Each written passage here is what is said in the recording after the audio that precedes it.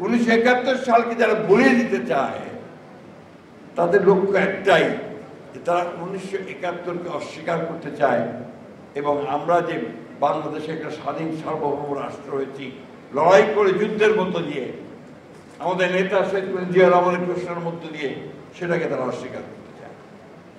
আমরা এই ব্যাপারে খুব পরিষ্কার করে বলতে চাই 1971 সালকে ভুলিয়ে দেওয়ার কোনো অবকাশ নেই, কারণ ওটাই হচ্ছে আমাদের জন্মের ঠিকানা।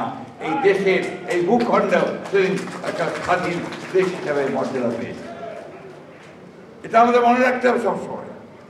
1971 হচ্ছে আমাদের অস্তিত্বের কথা, আমাদের পরিচিতির কথা, আমাদের স্বাতন্ত্র্যের কথা। সেই দিন যে ঘোষণা হয়েছিল স্বাধীনতার, সেই ঘোষণা হচ্ছে আমাদের একটা নতুন জাতি হিসেবে আত্মপ্রকাশের কথা।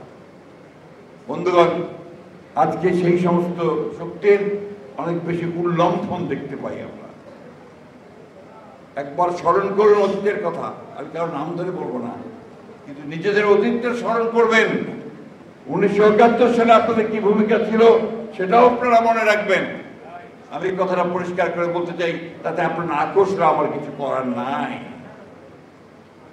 সেদিন আপনারা সেই মুক্তিযুদ্ধকে গোলমাল করে আখ্যায়িত করেছেন, কিছু দুষ্কৃতিকারীর একটা অভ্যুত্থানের কথা বলে আপনারা চিহ্নিত করার চেষ্টা করেছিলেন এবং যারা আমাদের হত্যা করছিল তাদের সঙ্গে হাতে হাত মিলিয়ে আপনারা এই দেশের মানুষকে হত্যা করেছিলেন এবং আমাদের বহু গুণী জ্ঞানী ব্যক্তিকে সেদিন হত্যা করে বদ্ধভূমিতে নিয়ে ফেলে দিয়েছিলেন। আমরা এগুলো ভুলিনি।